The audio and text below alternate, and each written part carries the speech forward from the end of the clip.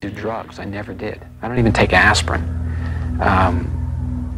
Whatever's coming out, whatever I'm remembering clearly. It was very dark, and I saw these 5 little characters, guys, whatever they were. Big heads, big eyes. They were kind of a putty, whitish, grayish color. They were humanoid, 2 legs, 2 arms. And they laid me down, and I don't remember having my clothes removed or taking them off, but I didn't have any clothes on. And they did all sorts of experiments to me. When you look into the eyes of these creatures, it changes you forever.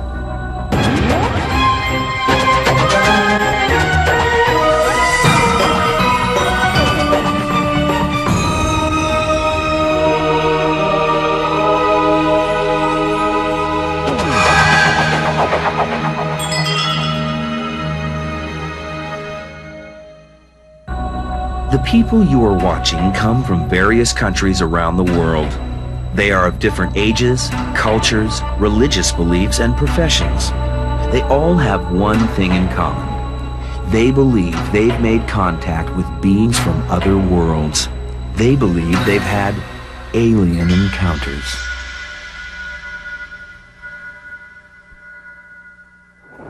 No planet in our solar system besides Earth has the temperature, the atmosphere, or the water to support life. But could a distant star have planets like our own? At this time, we have evidence for life in one place in the universe and one place only, planet Earth. Despite centuries of interest on the part of scientists in the possibility of life elsewhere, we still have no confirming evidence that life exists anywhere else but here. From the dawn of history, mankind has told stories of intelligent, non-human creatures with great powers. Creatures not of this earth. Historians have evidence through writings of Aristotle that the possibility of alien beings was discussed as early as the 5th century BC, making the topic about 2,500 years old. The consideration of alien life took a giant step forward in the 16th century when the world absorbed the discovery by the astronomer Copernicus that the Earth was not the center of the universe. If Earth was just another planet, perhaps other planets were just like Earth. Inspired by this breakthrough in astronomy, British scientist John Wilkins wrote The Discovery of a World in the Moon in 1638. In it, he described an imaginary trip to the moon, which included meeting human-like moon inhabitants. Here in America, 19th century astronomer Percival Lowell insisted that he saw man-made canals on Mars, evidence, he claimed, of intelligent life. Lacking proof that life exists among the stars, mankind has populated outer space with figments of its collective imagination. It's a common human trait, and probably one of the most basic human traits is the fear of the unknown. So that when we encounter unknown space, whether it be oceans or outer space or deepest, darkest forests, we tend to inhabit those, at least in our mind, with, let's say, monsters or serpents or aliens or these supernatural beings who threaten us. In a sense, it reflects our own fear of these spaces. The first American report of alien contact is believed to be the account of Colonel H.G. Shaw, detailed in an 1896 edition of the Stockton Evening Mail in California. Colonel Shaw claimed that he and a friend encountered 3 strange beings in the town of Lodi. They were about 7 feet tall, thin and hairless, but they looked like humans. Because they were extremely lightweight and weak, they failed in their attempt to pick up the 2 men and drag them into their airship. The story ends with Colonel Shaw's quote, "There is no doubt in my mind that these creatures came from Mars and wanted to procure an inhabitant of Earth." Just 1 year later, Congressman turned farmer Alexander Hamilton claimed that aliens visited his farm in Leroy, Kansas. One April night in 1897, Hamilton was awakened by a disturbance among his cattle. He quickly dressed and called his son and his hired man to meet him outside. There he was astonished to see an airship over 100 feet long hovering 30 feet above the ground. It was brightly lit from within, and everything was plainly visible. It was occupied by 6 of the strangest beings I ever saw. They were jabbering together, but we couldn't understand a word they said. Some noise attracted their attention, and they turned a light directly on us. The ship began to buzz, then rise and fly off, dragging a heifer on a cable up with it.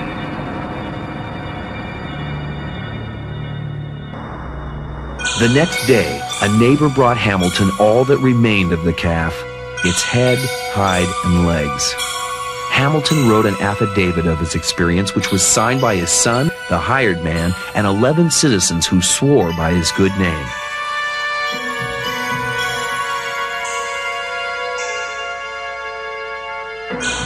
At the same time some men were seeing airships, others were actually trying to build them. Still others were writing fantastic tales of future flight. Jules Verne and H.G. Wells published stories about Martian invasions and undersea adventure, giving birth to a genre later known as science fiction. A good number of the people who believe that they have been abducted have been influenced in some manner by science fiction. I think science fiction gives them the images to work with. I think that they believe sincerely that they have been abducted. But I don't understand why an alien, again, why would an alien come all this distance? Encouraged by breakthroughs in science and flight, scientist Hugo Gernsback started the Amazing Stories series of books in the 1920s to spark youth interest in science. He wrote of trips to distant planets, human space heroes, and evil alien beings.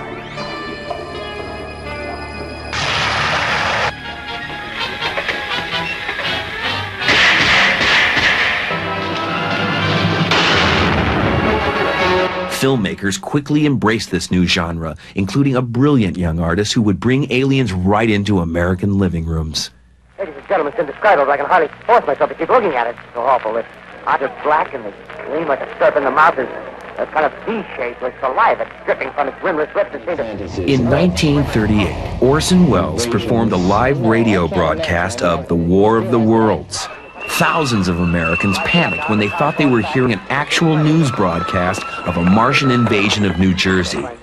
With Germany on the march in Europe, many blamed the reaction on America's fear of invaders closer to home.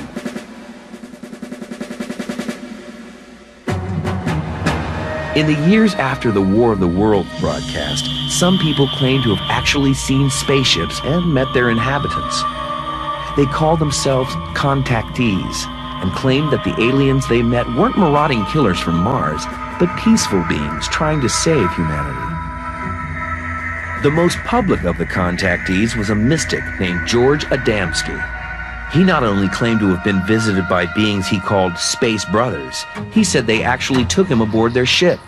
I was taken to the mothership and they were flown around, not too close to the moon, but with instruments. Similar, you might say, except it wasn't a camera, it was a regular sort of a telescopic instruments that we were able to see what was on the moon.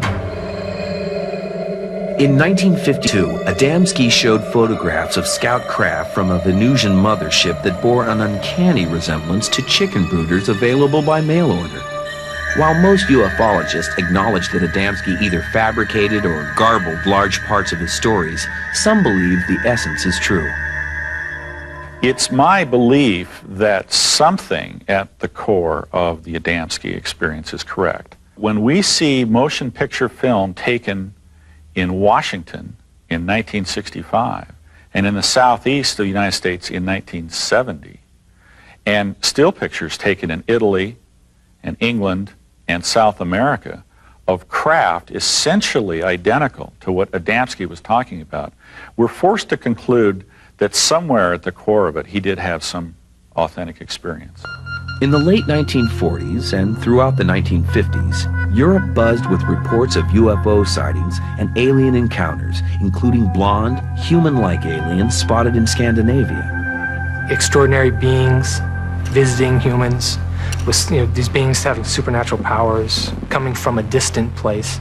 These are the basic themes that you find in most myths. In December 1954, several men from rural areas of Venezuela claimed to have had nighttime encounters with aliens. These aliens were described as small, hairy-clawed monsters who nearly dragged one victim into their spacecraft before he got away. A lot of these experiences we have to consider in the context of hallucinations.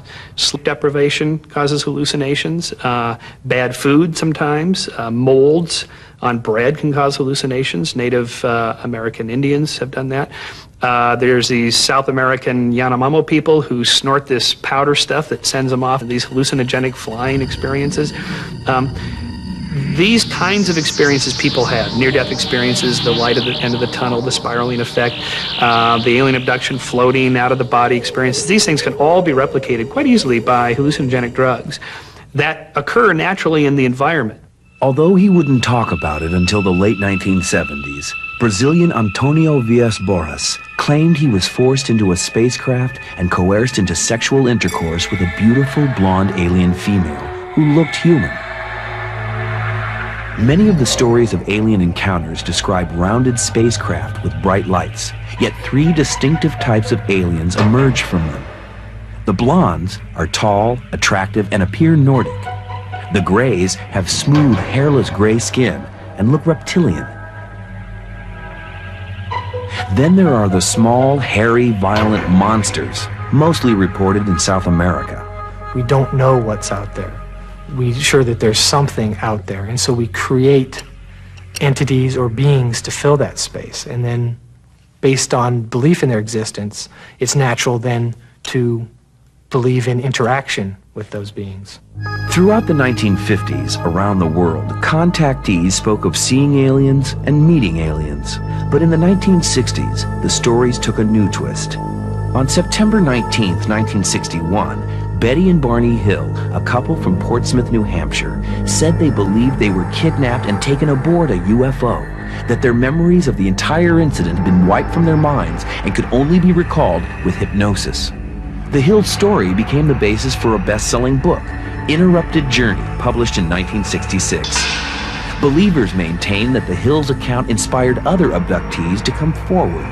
Skeptics believe that their story set in motion a train of false reports. I didn't remember this story until I underwent hypnosis. I saw lights following my car, and they came down out of the sky in back of me, and there was no sound. And it scared me to death. First I thought it was a helicopter or something. It almost looked like it was going to land on my car, and I speeded up. The next thing I remember is my car was literally ripped off the side of the road. I felt like I was going to crash, and it, like a giant hand reached out and literally pulled my car off to the side of the road. Dr. William Cohn is a psychologist and critic of the use of hypnotism to recover memories. We've known for at least 200 years now that hypnosis is a lousy tool to recover memory. The people that are doing the research believe otherwise. They think that hypnosis is an accurate tool that you can put somebody into a trance, dig into their unconscious, and recover memories accurately. Hundreds and hundreds and hundreds of research studies say otherwise. So that basically you have people that not understanding the tool they're using, misusing it, and perpetrating a myth on the people that they're working with. It seemed really obvious while I was on the table that they were really interested in my nervous system and the mechanics of my body, how I actually worked. I was lying on my stomach, and I could literally feel a flap, like an incision being made, and my back being opened up. I could feel the picking. I don't know whether they were using some sort of a pick or a finger, but I could hear kind of a hard, almost like tapping on wood sort of feeling, and I could feel vibration in my body. There was no pain. It was very obvious that they were poking at my spinal column. I think they were interested in how I worked, just mechanically. But some abductees don't need hypnotism to remember their alien encounter. Colette Peters' memories of her abduction experience began when she was very young.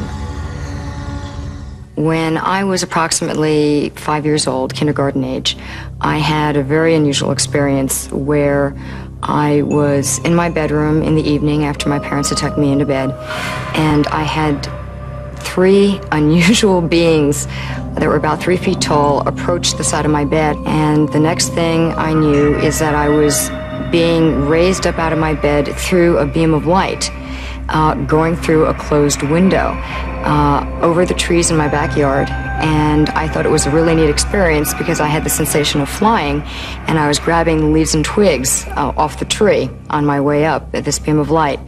I found myself standing in a circular room on board a craft that was above me in the sky, and I was holding my father's hand, and there were these taller beings that had sort of gray, chalky white skin. They were about 5 feet tall with large slanted black eyes. And I observed my mother on a table where two beings were overlooking her. Colette Peters' tale of her childhood abduction mirrors the vivid experience of many others. In 1983, to verify these stories, ufologists, led by Bud Hopkins, hired a psychologist to conduct 3 standard personality and psychology tests on 9 of the most credible abductees. Dr. Elizabeth Slater was not told until after making her conclusions about the patient's claims of alien abduction. Her findings included a slightly higher incidence of child sexual abuse. Further, the group shared underlying emotional factors, including a degree of identity disturbance, some deficits in interpersonal sphere, and generally mild paranoid phenomena. This study only provided another battleground for skeptics and believers. Skeptics felt this proved that abductees are disturbed individuals who channel their trauma into imagined abductions. Believers concluded that abductees would naturally be more disturbed than the average person. Something happened to me. Psychiatrists know that for a fact. They're more sure of it than I am. What is it that happened to me that was so extraordinary? Just because I can't prove something happened to me, you can't prove that it didn't. I don't have the answer. I'm more frustrated about it than those people are, whoever those people are. It happened to me. It's not fun. This isn't something I asked for. Abductions reported to psychologists, journalists, and hypnotists have become so prevalent that some of the more prominent professionals that deal with the phenomena organized the Abduction Study Conference held at MIT in 1992. One of the organizers was Harvard University psychiatrist Dr. John Mack, who was introduced to alien abduction phenomena in 1990. John has said on many occasions that when people come into his office, they're completely unpredisposed to believe anything. Well, everyone coming into his office is there because they think they were abducted. The minute they go into his office, they're predisposed. The man is the world's most prominent abduction researcher. Why are they there? As convincing as the claims made after hypnosis may seem, even if they are false memories, what is the explanation for those memories that are not the result of any hypnotic recovery method? Are they dreams or a real experience? A tall being, which I'll refer to as the scientist, brought me into a room and showed me rows and rows of these little babies, hybrid babies. They were in very small containers, similar to shoe boxes, and each one, I could tell, looked similar to these beings and also half human. In my own opinion, I don't know why they're doing this. I would think that there are many different sorts of beings out there, and they all have their own agendas. Current abductee reports usually do not involve a simple kidnapping. Dozens report feeling small nodules beneath their skin, implanted tracking devices. Richard Price, who claimed that he was abducted several times since childhood, claims he discovered such a device implanted in his body.